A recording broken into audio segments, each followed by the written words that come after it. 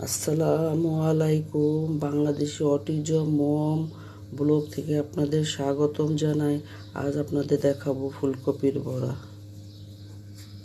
ফুলকপি বড়া ভাজার জন্য আমি এইভাবে ফুলকপিকে কুচিয়ে নিয়েছি। আলুগুলোকে সিদ্ধ করে নিলাম। আলু ভর্তা করে নিয়েছি।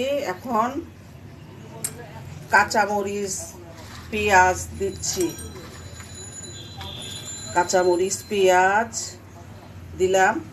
এখন ফুলকপি কুচানো দিচ্ছি।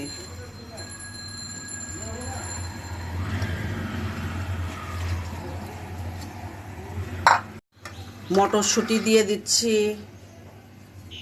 ধনিয়া পাতা দিচ্ছি।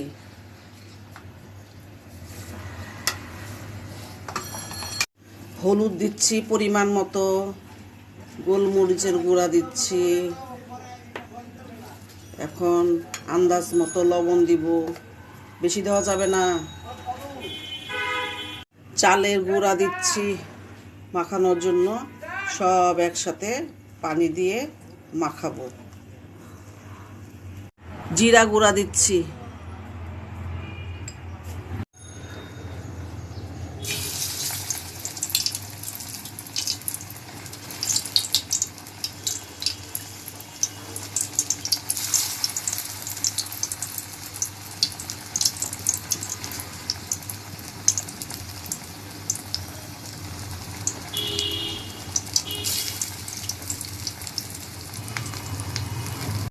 ফুলকপির বড়াগুলোকে উল্টিয়ে দিচ্ছি।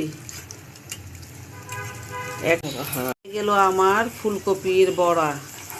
এখন প্লেটে সাজাচ্ছি।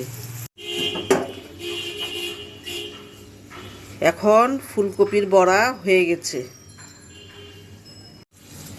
এখন